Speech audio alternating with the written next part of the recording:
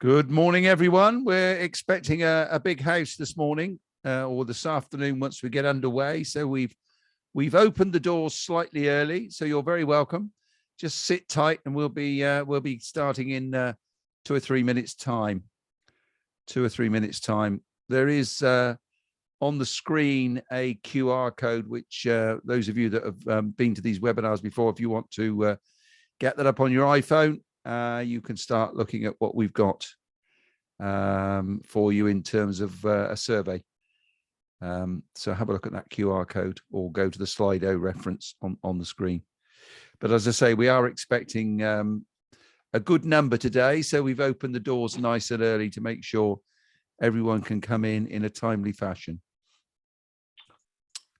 So where are we at the moment? Abraham seems to have got a bit of a mixed page here. Do you want to? Seems to not got the full screen. Yeah, sorry, I don't have my second screen today, so.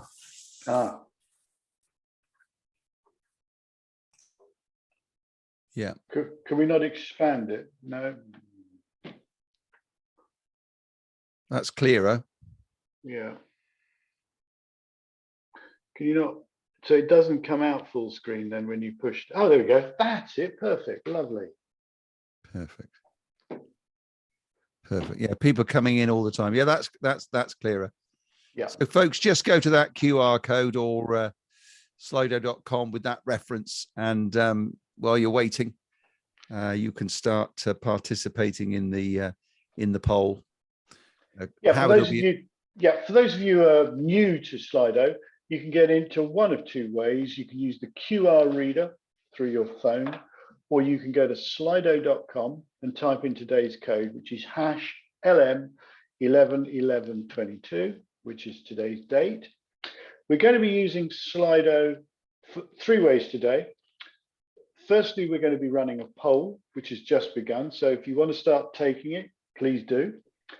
Secondly, if you have any questions for Tom, please put those into the Q&A part of Slido. And at the end, we will have a feedback poll, which we would appreciate your feedback on. Now, during Tom's talk today, he's going to be asking you once to use the chat function, which you will find on your menu for Zoom. So it's either at the bottom or on the top of most people, and you see it under chat. So if you want to practice with chat, you can go there now and you can tell us your name, where you're from, and even what the weather's like today. I'm in Taunton. It's a dry day for a change, and it's good as sun. Nice to know, Howard. Thank you for sharing that. It's a bit overcast here. I'm an hour up the motorway in Frome, so it's dry. So. Well, the weather forecast looks good for the weekend. So for all sporting activities, it should be a dryish weekend. That's good. And we've all got, but we're told it's going to rain badly Sunday morning in Sydney. In Sydney. Oh no, it's not Sydney. Oh, Melbourne. Sorry, Melbourne. It's Melbourne. They've just extended the hours as well on Monday in the hope we can get the game in. It's a bit disappointing, isn't it, if that game doesn't materialize after such a fantastic. No, that doesn't work, does it? Really? No, they ought to have a bow on the nets or something. It's a minute past 12. I think we ought to start in view of the people that have made the effort to be here on time. So officially, good afternoon, ladies and gentlemen. My name is Andrew Carpenter. I am Chief Executive of both the Structural Timber Association and also Constructing Excellence in the Midlands and the Southwest. In the Southwest only for another couple of weeks because I'm stepping down at our AGM on the 24th of November, but still maintaining my interest with CE across the Midlands. I'm joined as host by the family of CE regions that you can see on the screen, or you could see on the screen when it was there, and also CIOB. So a range of us bringing these webinars. Originally, as you know, it was a weekly thing during lockdown, but we've made it monthly now because most of us are back out there with face-to-face meetings. Now, it looks like we've got a subject matter that is of great interest to everyone today. I'm delighted to welcome Tom Hopwood. Thank you, Tom, for joining us, and he's also joined by his colleague Paul Kerry, who we met a couple of days ago, Paul, didn't we, at the Midlands Summit? We did. Arab's offices in Solihull. Tom is the ESG engagement lead at Marsh UK. And as I say, judging from the number of people that have signed up, this is a topic that is of great interest. Howard, do you need to run through the rules again, or do you think what you did just now was most people heard? We've had additional people join us, so maybe go through the rules quickly and then go through the survey. Yeah. Yeah, I think Abraham, if you put the survey up, it should have the Slido entry means there. So if you could put the poll up, let's just quickly run through that. Okay, so for those of you who haven't got onto Slido yet, you can do it one of two ways. Go to the QR reader, your phone will automatically put you in, or you can go to slido.com and put today's code in, #LM111122. So let's just quickly run through the questionnaire. Do you have a formalized approach to your ESG commitments? So you have a choice here. Yes, we have a framework and reporting methods in place. No, we haven't considered this yet. No, it's on the agenda to review. So please tick one of the choices. And 13 people have already done it. So we give it a moment or two. You can carry on completing the poll as we go through it. And even as Tom is speaking, that's possible as well. So let's go to question number 2. Do you know the key difference between ESG and CSR? So it's simple yes and no answer.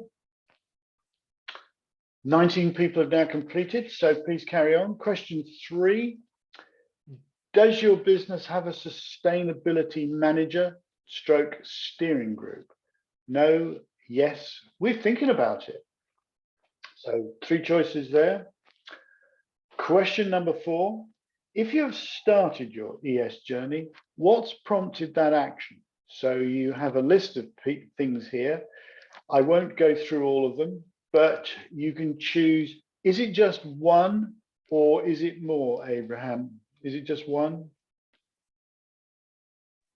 Yeah, it's just one. Just one, just choose one of those. And question 5, lastly, are you aware of the insurance implications of ESG and how that may affect your business? Yes or no? Simply there. It looks like we've got about 27 people who completed it. So I think what we'll do now is I'm going to hand back. Please carry on filling the questionnaire in. We will give the feedback results after Tom has done his talk. Yeah, So I'll be taking Tom through the results and getting his views before we open up to Q&A after that. So whilst Tom is speaking, if anyone in the room does have a question, just pop it into Slido if you would, and then Abraham can bring them up one at a time at the end, and hopefully Tom can cover them. I think probably we ought to get into the presentation, Tom, don't you? Yeah, that sounds like a good idea. So thank you for joining us. Thank you for giving of your valuable time. I'm going to go on to mute, shut down my video, and the floor is yours. Thank you very much. And I assume that you can all see my screen now.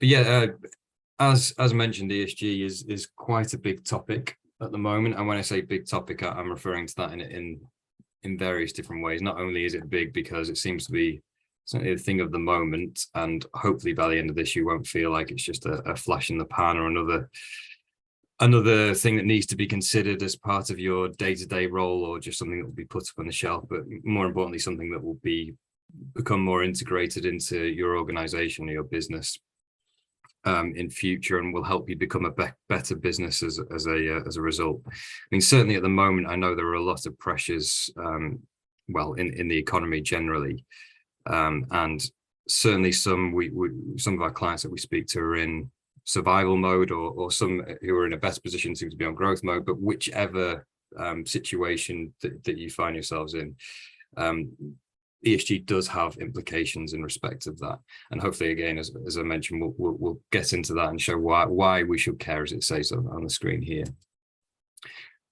But really, I'm going to take you back, give you a little bit of history, and there's a tiny quote at the bottom there that hopefully you can see, which is something that Paul, who's also on the panel discussion, it was mentioned in a meeting that we had the other day with a client, and it says, by the time you hear the bandwagon coming, the money's gone. Now, that's Peter Jackson. It's not the director Peter Jackson, but somebody that I've known for a little while. He works in the construction industry. Probably just as talented as the director, but I think it's very relevant because this figure here, so I put a third of all investment will be sustainability linked by 2025, and that is across a number of different sources. I could have listed them all, and I will do. I assume we're sharing the slides at the end of this, and that is a big number because, I mean, when we think about things like CSR and we think about ESG and sustainability, it's always been a kind of a nice to have, perhaps not part of the main function of the business. But at the moment, we're really seeing a huge shift because of regulation and also the finance institutions who are now seeing ESG as being the main framework. I'll get into this in more detail, and transition to a sustainable economy being the future. So that figure was actually touted around about 2019 initially, and it's getting closer to around about half now, even in spite of the global situation with, for example, Ukraine. So really, this, as I say, is the direction that the money is going, and therefore where, as a business, we want to be. So a couple of kind of high level factors that we're seeing that are impacting the construction industry in particular. I mean, as I mentioned before, there's regulatory pressures. Grenfell's obviously pushed a few factors, particularly from the S side, but also on the E side as well. There are others that I'll go into in more detail, but these are all really pushing that agenda. Additionally, there's inflationary and macroeconomic pressures, which I mentioned before. But then also there's things like green finance. So I mentioned that's the direction that the money is going, but there is a lot of investment going into green funds and green finance, which is funding things like infrastructure investment and also other construction related property developments, for example, coming from the likes of investment funds like pension funds. But then there's also, on the flip side, there's greenwashing. So this is a term that you will be coming across more often, no doubt will have seen already. And I suspect that some of you are quite well versed in this. But really, this is organizations who are over-promising and being found out for that over-promising. And that can be very damaging for reputation. There's also increased climate climate-related incidents. So sites are being impacted by this directly. If we think about where we're going to be involved with the construction project geographically, flooding is becoming more relevant, particularly in the UK, and globally there are other pressures and perils. In addition, the customer demand, so grade A office space in central London is now the only office space that you can really get away with, and that has shifted. And again, that there's plenty of other evidence around this customer demand, so for sustainable housing, well insulated housing, for example. And then of course there's alternative technologies which are driving this. Different forms and lower carbon forms of concrete production, which is obviously quite a nasty one when it comes to the impact it has. There is also things like BIM and Industry 4.0, which are helping guide this and modular approach to building. So there are plenty of things that need to be considered and are also part of this conversation that we are seeing with our clients and things that we're helping them solve. Then a bit of a controversial one on the right hand side, and I should explain it really, but some again may have heard this before, but this is really just to demonstrate the kind of the importance that it has to the industry and our roles day to day, because if we took carbon emissions as an industry, construction industry, then we would be equal to the sixth largest country in the world, the sixth largest emissions producer in the world as a country, and that is Germany. So that's quite a big number. And something just to bear in mind to show the difference that can be made, as well as, of course, the financial implications. But anyway, I'm just going to take it back with a bit of a history lesson. So these are the UN Sustainable Development Goals, but actually you can trace this kind of conversation back to the 1970s and possibly slightly before. And that was really when climate scientists within major oil and gas organizations realized that the impact that humans were having on the climate would actually impact or their organization in a negative way from a financial perspective, unless changes were made. Now, action wasn't actually taken on that and didn't really start gathering steam until around about 2005, when Kofi Annan brought together, who was the head of the UN at the time, brought together the financial institution leaders of the world and other world leaders just to say, look, we now know that this is going to cost us more not to do anything about it. It will impact our social side of things. It will impact our economy, as well as the climate and biodiversity.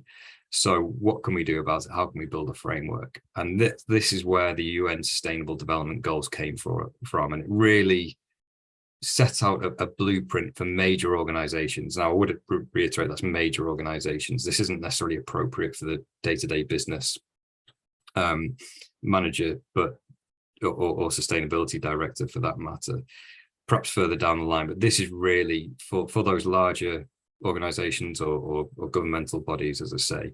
And it really is something that addressed the interconnectivity of sustainability. It's not just about the environment, it includes the social as well.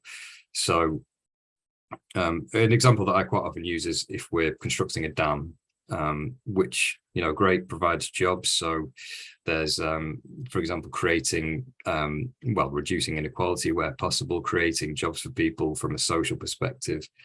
And then there's also the fact that it creates renewable energy. So you're helping from a climate action perspective as well. However, on the flip side, as many of you will know, it can impact biodiversity and life below water, which is 14. It can also impact life on land, which is reliant on, for example, regular flooding.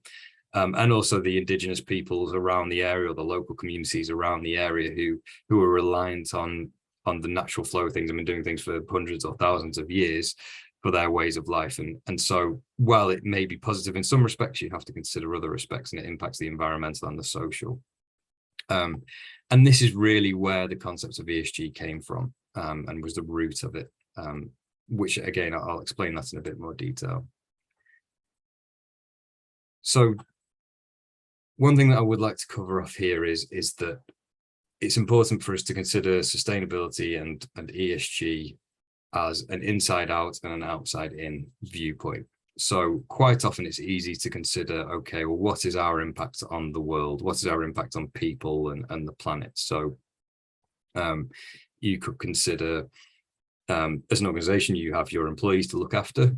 And also you have, as part of, for example, tender bids for public sector contracts, you may have social value to consider as well as part of that, and in terms of how you win the business.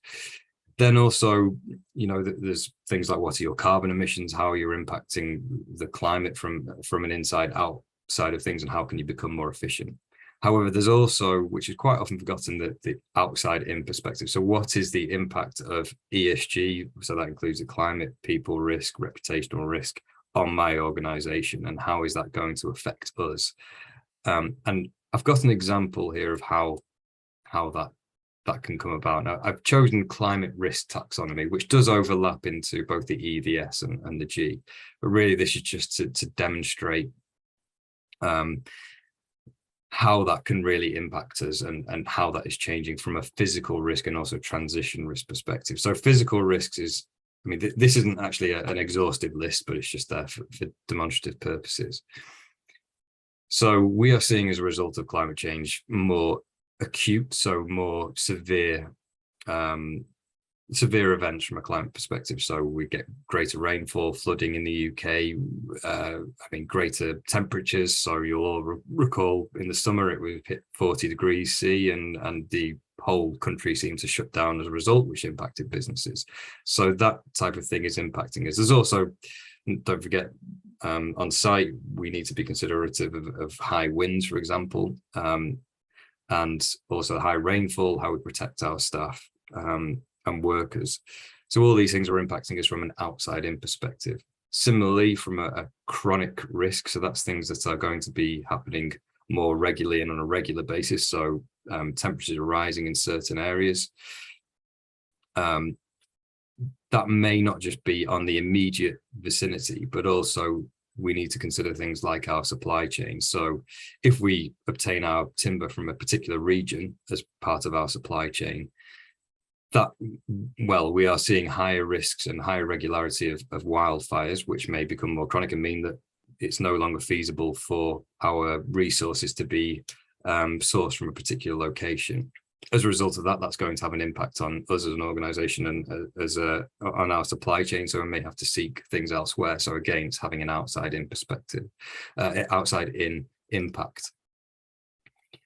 These factors and climate change are driving transition risk. So transition risk is, or opportunity, I suppose, it needs to be considered as well, is what is going to happen as a result of us moving towards a more sustainable economy.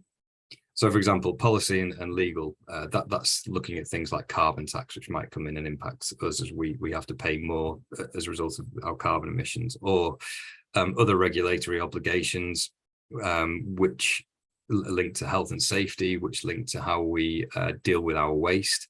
So recycling and plastic waste, there's a regulation coming out next year, which we need to be aware of. But then also, as a result of these factors, we're having to invest in new technologies. So I mentioned BIM, Industry 4.0, or the more low carbon efficient concrete. How are we going to include that as part of our strategy going forwards? How are we going to understand what the financial impacts are going to be on us? Then there's markets. So the customer demand is shifting, but I think a really good illustration of how this has happened recently is the customer demand has shifted within the meat market because of the rise of veganism, and that has been driven by climate change. So that has shrunk a market and has had a direct impact on that particular industry, and the same can be said across all other industries. And then, of course, there's reputation. So if we're not actually addressing these matters, how is that going to impact us as an organization, from winning new business, from being impacted on site? So if we're if there are protesters stopping us from working, what's that going to have? What impact is that going to have with us? And it's all this external focus, so outside in impacts. So then I've talked a little bit about the background and why it needs to be important to us, from why this has started to become a serious issue for the industry. But I suppose to take it back to what ESG is, the way in which I find it best to summarize is that it's the lens through which key stakeholders that we interact with on a day-to-day basis, that we rely on our organization to be successful with, that's the way in which they are assessing our ability to transition to that sustainable economy. So are we going to be around in 10 years' time? If not, then they probably won't want to work with us anymore, because they are dependent on their supply chains for their own survival. But the E and the S and the G, E, environmental, is linked to environmentally sensitive issues. So that's, as I mentioned before, our carbon footprints and greenhouse gas emissions, how we are impacting biodiversity. And then the social, or the S, that's social justice issues. So that's looking at our health and well-being strategies that we have internally. Obviously, mental health is a big thing for construction. There's also things like cyber, so privacy and data protection, health and safety, and looking at our supply chain. And then governance, this is the thing that really ties this all together. So from a top level down, how are we addressing all these matters? How are we using this framework to map out our impact on the world and what we're going to do about it? And also the external risks that we're facing as a result of this shift towards ESG.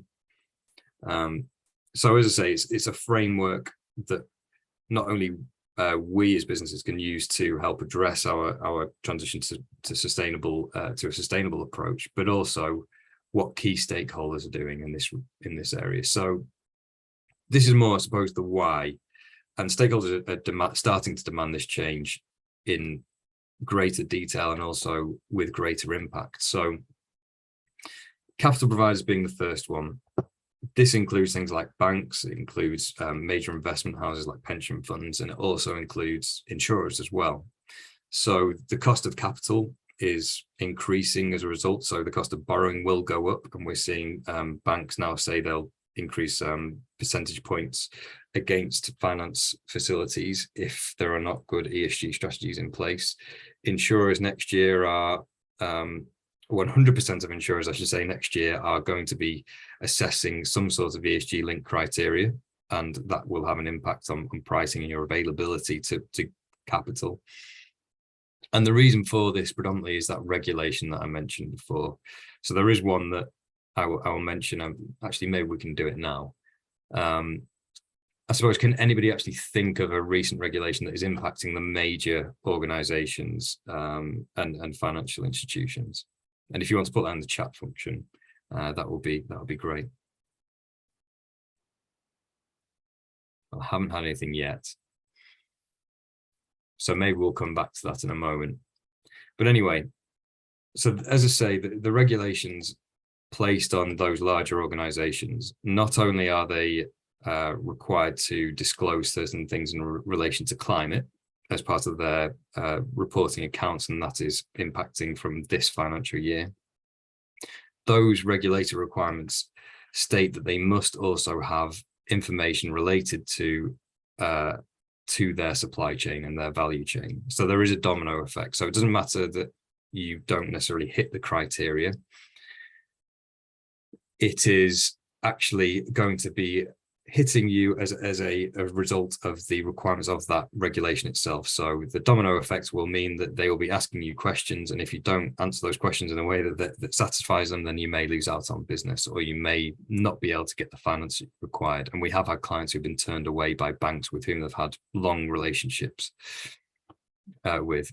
Then in addition, we mentioned customers, so I don't think we need to cover that off, but obviously if we're wanting to maintain our revenue streams, that's very important to satisfy their needs. And we're seeing weightings of up to 50% in some tender contracts, and technically 100% if there is a requirement as a base point to say, have you got a sustainability strategy as a prerequisite of any PRQ, a PQQ. Then employee perspective, again, perhaps for blue collar workers, it's important to reiterate that the pound for pound return for when we're applying employee benefits and well-being strategies is much greater than increasing salary. And there is a lot of very useful demonstrative evidence to show that, there are up to around about 40% improvement in retention if we are able to have a good strategy and good benefits in place for our employees, where it's obviously a really difficult industry when it comes to retaining our staff and also just trying to attract enough in to be able to compete with our competitors. And then finally, there are partners and suppliers. So this is looking at supply chain. So I mentioned before about looking further down the supply chain when it comes to our raw materials and the importance of understanding how that might be impacted by not only ESG, but obviously climate. But also they are now asking us questions. So they're asking our contractor and our professional consultant clients, what are you doing from a sustainability standpoint? What is your ESG strategy? What is your social value strategy? Give me your carbon accounting outputs. And so that, as I say, is a very important one, and not so much as advanced as perhaps the regulation and capital providers, but certainly something that we're seeing more of, and people testing the water because they don't want to be stung by having a terrible supply chain. So then I'm going to go back to this. I'm just looking back through the chat function. Nobody's actually mentioned it yet, but I will click on. So they're all correct. However, the big one at the moment is something called TCFD. Now, I'll explain why I haven't actually put the explanation of what the TCFD stands for yet in a moment, because we're going to have a little game. But this is mandatory reporting. So anybody who hits any of this criteria, so that's if they are listed, if they are a private company with turnover of 500 million or LLP, with the same turnover, and there are also requirements against a number of staff that you have as well. However, if you hit any of these criteria, then I would really make sure that you do investigate this and speak to a specialist in this area, because these are regulations that are in place from the financial year ending 2022, and you have to report on this. And if you don't, then there will be fines. They haven't been agreed yet as to what those fines will be. It's under consultancy, but that will impact us. And I'm sure you remember GDPR when that came in. There was a bit of doubt around it, but now there have been hundreds of millions of pounds worth of fines doled out to a few of the big names in the economy. So this TCFD requires those that qualify to to demonstrate what they know about their impacts on the climate and the climate's impact on them. And while there will be different stages and levels of detail that they have to go through over the years, the main thing, again, as I mentioned before, is this has a requirement for them to look through their supply chain at things like carbon accounting, which I know was the subject last month with my colleague Hugh. They need to disclose what their supply chain is doing from a climate action point of view and understanding what their risks are. So, as I say, even though there are requirements that in 2025, so in small writing here, I've got 2025, this will apply to smaller organizations. So you will have to comply with this eventually, but we suspect that it will be relevant to you and you'll be aligned to it pretty much anyway, because your key stakeholders will be asking the questions. There are also other things which are relevant for smaller organizations called ESOS and SECR or SECA. And these are, again, carbon accounting linked. But these are three of the main ones. And the reason why I haven't put what they actually stand for is because, as I say, we're going to have a little game. So we're going to have what we call an acronym challenge. And I've seen a few people have put in some comments into the chat function already. But if you could have a stab at some of these, and we're going to start off easy, and I would expect pretty much everybody to know this one, and I mentioned it before. So then, this is a world of acronyms, and I think Paul, who's joined me in a couple of meetings, has probably sat there as I've gone through several thousand different acronyms, which, to be honest with you, I've forgotten the actual meaning of, but I understand the reason why they're there and the importance of them. So yes, building information modeling. I'm glad I got that right, because otherwise that would have been embarrassing. So level 3 is obviously, well, I mean, I know that Industry 4.0, and there's kind of a debate between the balance of the two, but anyway, I'm not going to go into that, because construction was something that I used to deal with a few years ago, and I'm sure things have moved on since then. Okay, UK GBC. Again, another relatively easy one, I hope. Yes, UK Green Building Council. Thank you, Robert. Wow, lots of people coming in on this one. Okay, so we all know that one. So I actually looked up their definitions. They aim to radically transform the way that the built environment in the UK is planned. And I've been to some of their talks up in Manchester, and they're really very interesting. So BNG, getting a bit more niche now. So I'd be interested to know how many people know what this stands for. Yes, okay, someone in there quite quickly. So obviously this is the approach to development and land management. So it aims to leave the natural environment in a measurably better state. So I'll come back to that in a moment, because there's another bit of regulation that's coming out soon. So can anybody tell me what this is? I'm guessing some people might have Googled it while I've been talking, so I'm hoping there'll be a few.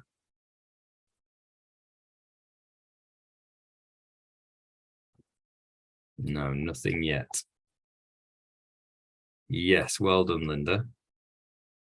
Streamlined emissions and carbon reporting. Yes, indeed, that's correct. So yeah, getting a bit harder, as I say, but this is really something that came in a few years ago to help increase the awareness of energy costs for organizations. And it's largely, the requirement behind this is to really start companies aligned to TCFD, which I mentioned before, and that involves carbon accounting, which I'm sure Hugh mentioned last time. If anybody was on the call in last month, and they probably know that, so I might have given that one away. But ESOS, ESOS, ESOS.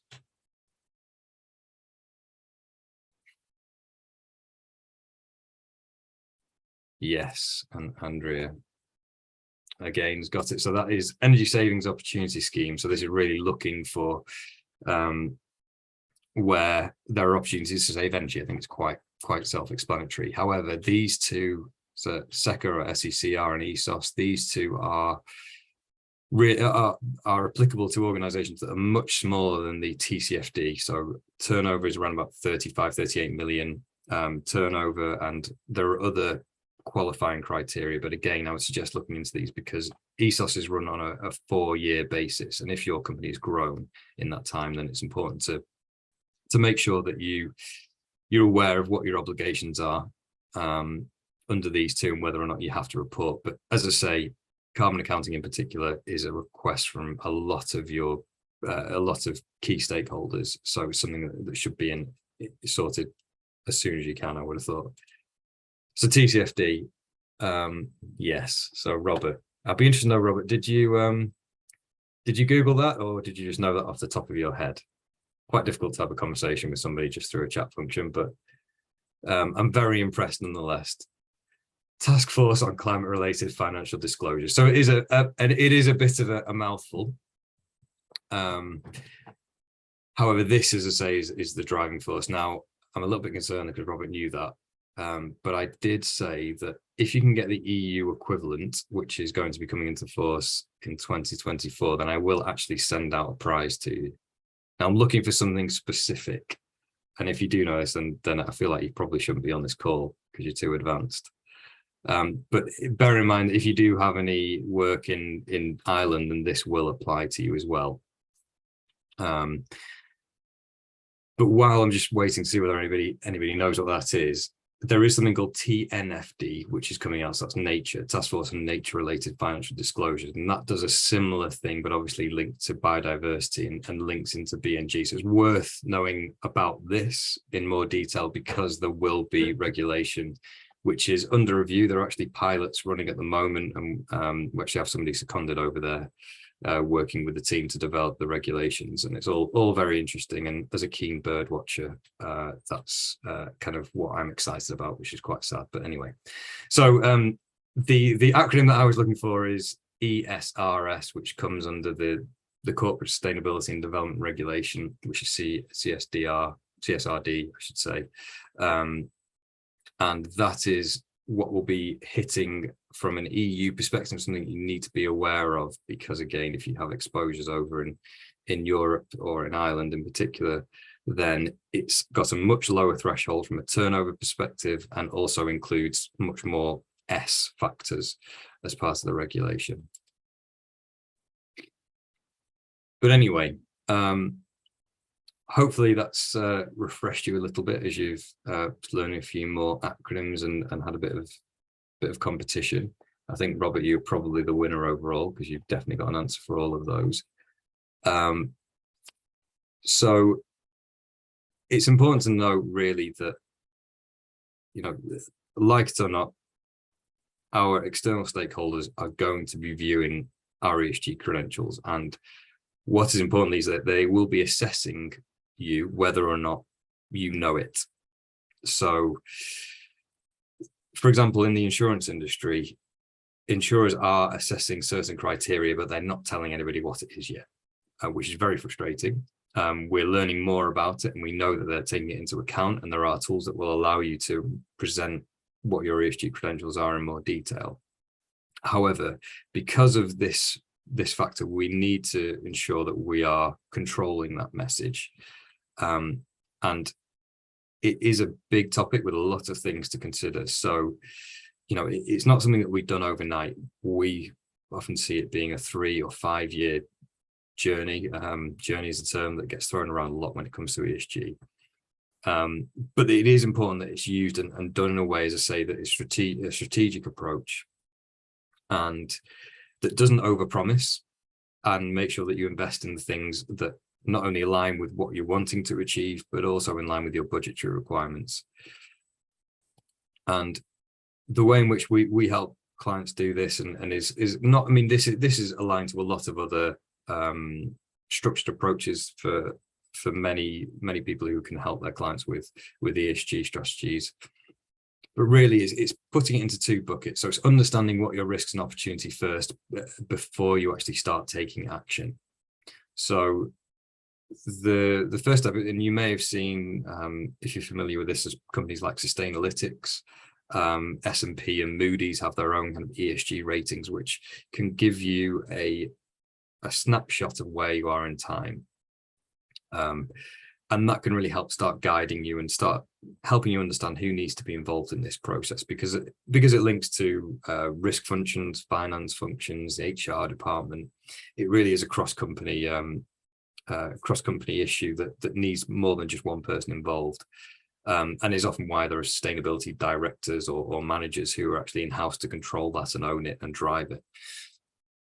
The next stage is what was described by major clients of ours as the most important step, because lots of people that we speak to are doing a huge amount of work around adapting and becoming more sustainable. So the obvious one is investing in EVs or providing EVs as part of their motor fleet. That can be quite expensive, but not necessarily have a huge impact. And so it's very important to understand what the key risks to you are from both an outside in and an inside out perspective, so that you can then focus your attentions on what is most important to you. So that, as I say, can help you develop a roadmap, help you develop what we would refer to as a risk register, and give ownership of certain areas to the right people, and make sure that you're investing in the areas that are most important to you, that will impact your organization to the greatest degree. From there, that's when we recommend you start quantifying that risk if it's something that you want to do. So looking at your staff engagement, are we actually at the level that we think we are when it comes to being engaged with our clients? Are they happy? Are they motivated in their roles? Or, do we need to start looking at our carbon accounting? Is that a risk for us from a regulatory perspective? And once we've actually developed that, then we can start reporting on it, which is the next step. And then once we know what our carbon emissions are and we're reporting, then we can start looking at things like reducing our carbon emissions, which obviously will help the energy cost of energy at the moment, but also help us towards net zero strategies. And reputationally wise, that is also a key talking point at the moment. So as I say, once we've established that risk, that's when we recommend starting implementing those strategies.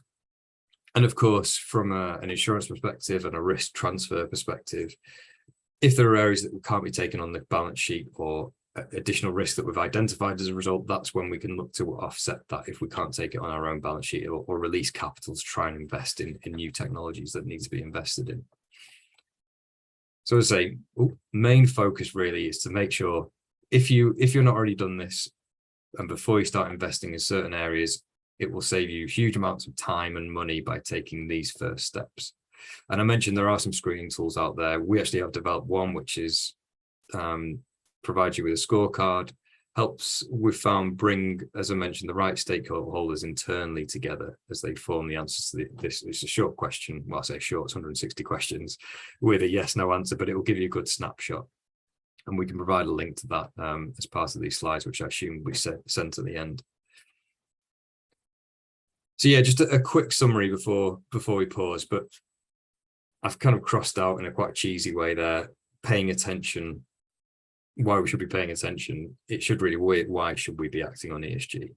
And we have seen that it's impacting win rate. So we've seen clients turned away from frameworks as a result of not having the right sustainability strategy, not having the right social value strategy or carbon accounting materials or information. And this is all linked into ESG strategy. It's hitting the bottom line. So cost of borrowing, cost of insurance are being impacted. And of course, carbon reduction strategies can help reduce energy use. Then it can help reduce the skills gap. So again, proven retention and attraction capabilities from not only reputational perspective, but also internally how we're dealing with our staff. And I think I haven't really put a huge amount of emphasis on this in the past, but as I say, the leading companies are doing this very well. And the reason why it works is because it is a framework which ties everything together. It really pulls the strings of everything that you have to make sure that it is there in one place and we know who to go to.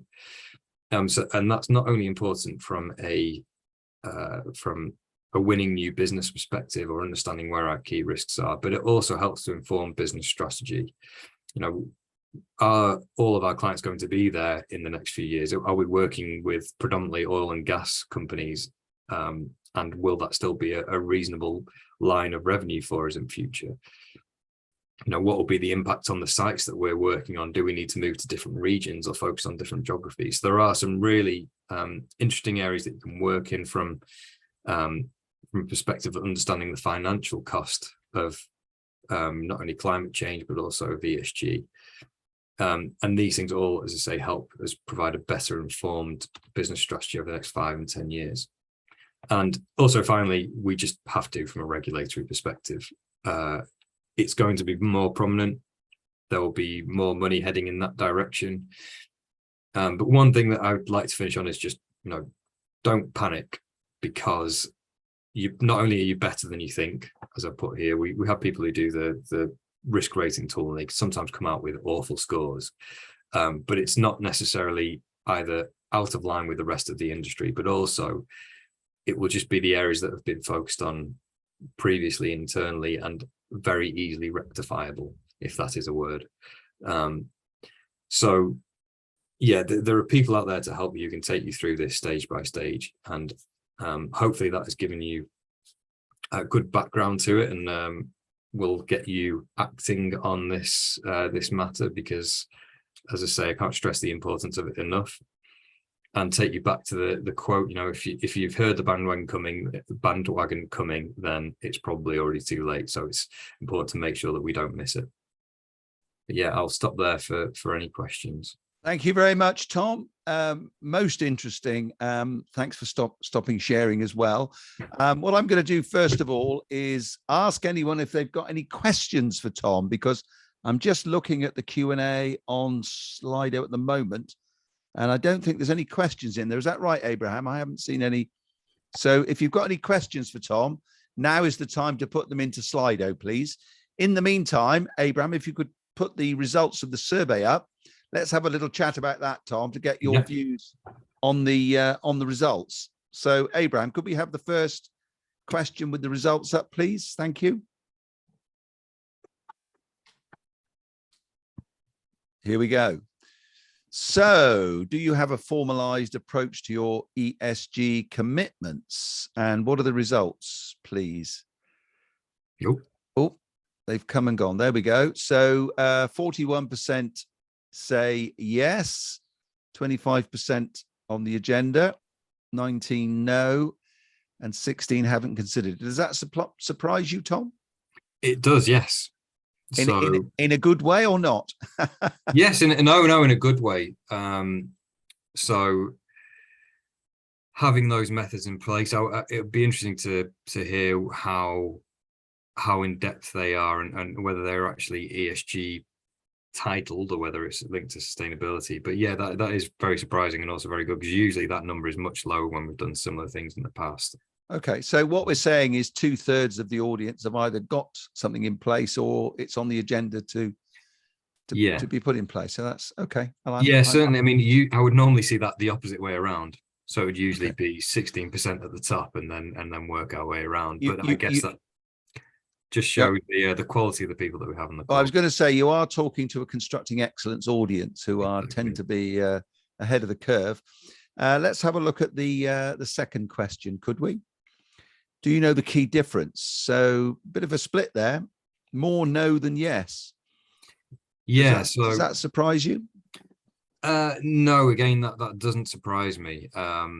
So CSR is obviously it has got a lot of similarities behind it. I guess that the main difference between ESG and CSR is that it needs to be driven by top down, and it is something that links in quite heavily to, as mentioned before, the kind of the capital providers who are looking at this requirement, not only from their own regulatory perspective, but also just simply from an ESG framework. And that is seen as kind of the leading one in which they'll assess their clients. So as I say, the expectation is very different around CSR, and CSR could be something that was almost a different function that didn't really apply that much and was often. We've had a comment in on the chat from Robert Chapman, who says that CSR is a dated acronym. Okay. Unfortunately, the acronyms come thick and fast. They do indeed. Yeah. I'm not sure they have time limits on them, to be honest. Let's have a look at the next question, could we? Does your business have a sustainability manager or steering group? So 2/3 yes. Again, that's hopefully positive. Again, with 16% saying that they are considering it. So that's quite a high proportion if you add the two together, isn't it? It is, and that is not actually uncommon, particularly for this industry, because of existing regulatory requirements from an environmental perspective. So there will often be sustainability managers and steering groups in relation to that, whether or not that is tied into the ESG conversation, whether or not they're linked into things like HR and top level discussions as part of the board, and is that a part of the main agenda at the board? That's not necessarily the case. But yeah, that's really interesting to see that. And again, without going into more detail and understanding more about what those steering groups and managers are in control of, yeah, it'll be difficult to comment in a lot of detail. Okay, let's go to the next question then, if we may. If you have started your ESG journey, what's prompted the action? So it looks like regulation and customers equal top. Yeah. Supply chain, employees, shareholders, and the others coming through. Yeah, I'm surprised personally that funders don't feature. Yeah. I was having a chat with a developer down in Cannes at MIPIM this year, and they were saying that some of their funding was aligned to them producing an agenda on this topic. So, yeah. I had a very similar conversation with the UK equivalent in Leeds, so not quite as glamorous. And there was, I mean, it was a huge focus, particularly net zero is a huge focus of the event, and the common theme from funders and investors, and also, from the public sector side of things, was that the expectation is next year net zero in particular will be at least a 50% weighting as part of contract tenders. So, right. But yeah, I am very surprised by that. However, if we can scroll up a moment just to look at just the top. scroll up again. Yeah. Would you? Thank you. Yeah, regulation. I think we kind of cover that off in the presentation, and customers as well. Supply chain, that's again is something that seems to be growing.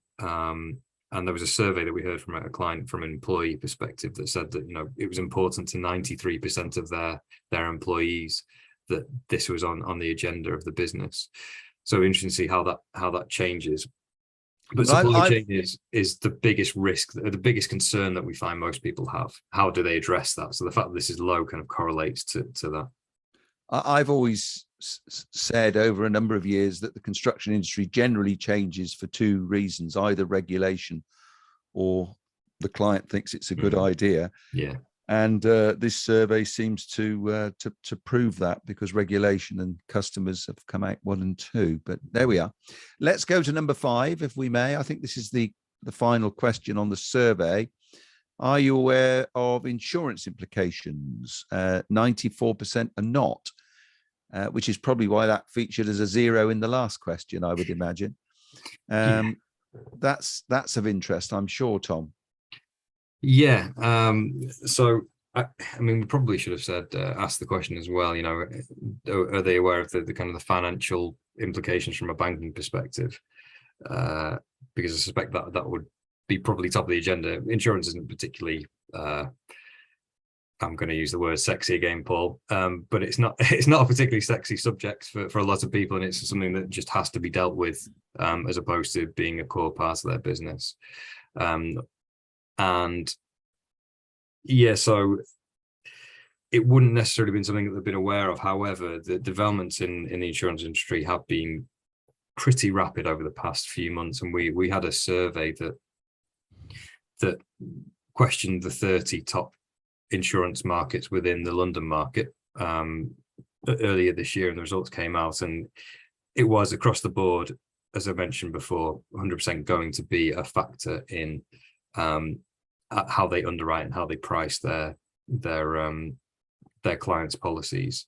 So it's just another thing for them to consider. However, at the moment, there are not a huge amount of demonstrable examples of where it has impacted, other than if clients are linked to heavy carbon industries as part of their group, they have been turned away from insurers or just denied terms flat out.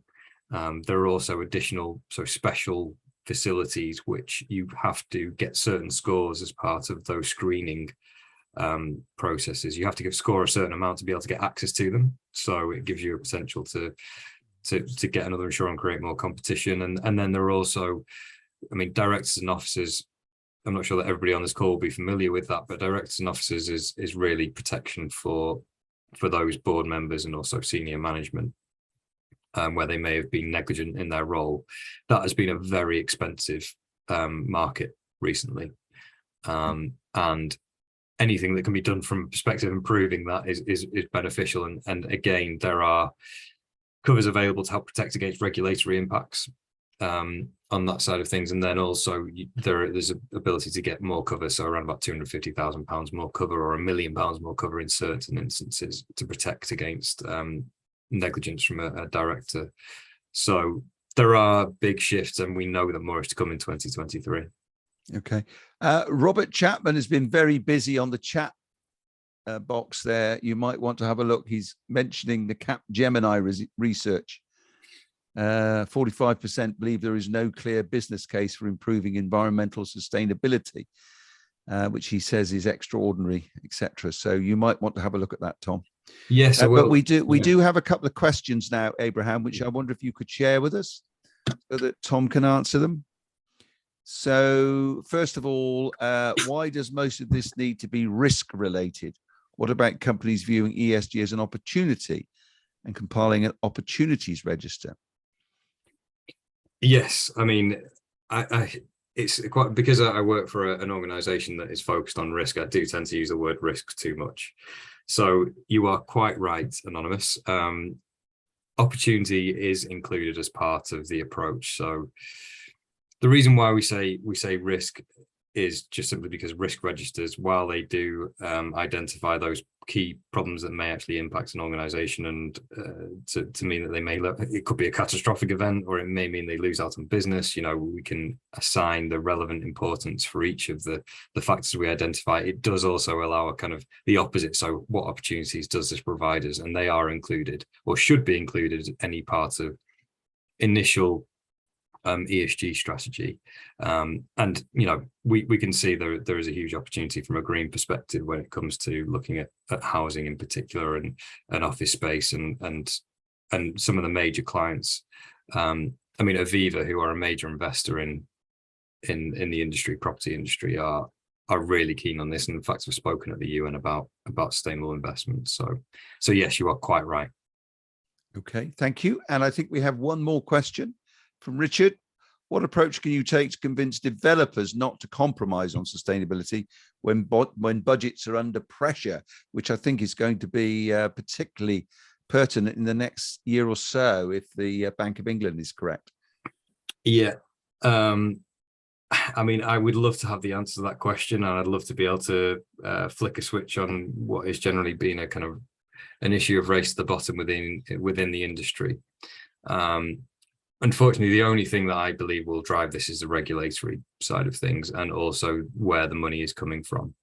And I suppose the argument that cream rises to the top, that is what will happen. But there will always be those out there who are doing the minimum amount to be able to deal with this So unfortunately, I don't have the answer. The only thing we can do is build the business case over a longer period, but I suppose with short-term expectations from profitability, it's just always something to achieve, and something that's difficult to achieve. So yes, we have worked with clients where we've been able to demonstrate it, but it's a very complex process. Okay. I have no more questions, ladies and gents, on the Q&A. So what is the time? 3 minutes till. We've just got a little bit of time left to ask you to go on to Slido once again and fill out a survey. We always have a survey at the end of each of our webinars. So if you could go back onto slido.com, either with the QR code or hashtag LM111122, and carry out the feedback survey. That does help us in terms of putting together our future program. We've got another slide coming up, I hope, Abraham, have we, about next week? We need a little bit of support on this one. It doesn't seem to be catching the imagination. There's a big risk, health and safety risk, in terms of productivity with diabetes currently in the construction sector. I actually met an expert on this at UK Construction Week in Birmingham about a month ago, and they asked if they could do a presentation. So I gave them the vehicle to do that, but we don't seem to have captured the imagination at the moment. So if we don't get a better audience, sort of by beginning of next week, we might have to pull the plug on this one. So do try and support it if you can, and do tell your colleagues about it, because it is an important subject. I know only too well because I am actually diabetic. So there is a risk for construction, and we need to know what effects it has. So pass the word around. Have I got another slide, Abraham, just to finish? Yes, about certification. Working with My Pro Pass if you need that. Thank you, James. James Evans is saying thank you for today. Our pleasure. Hopefully these webinars we're bringing you to continue to be of value. It's just coming up to 1 o'clock. I would like to thank particularly Tom for your time and giving of your expertise and knowledge, which was most useful. This presentation will be available on the Leaders Meets website now forever and a day. So it is something you can go back to, revisit, or in fact point people in the direction of if you think it would be of value. Also, thank you to you, Paul, for attending, and thank you for your consistent support of CE Midlands. It's much appreciated. And finally, thank you to our friends at Leaders Meets, to Howard and to Abraham for putting the whole thing together. It is now exactly 1 o'clock. I'm going to wish you a very good afternoon. I hope you have a fabulous weekend. I hope England win the T20 cricket, and hopefully we'll see you again next week. Thank you. Bye-bye now.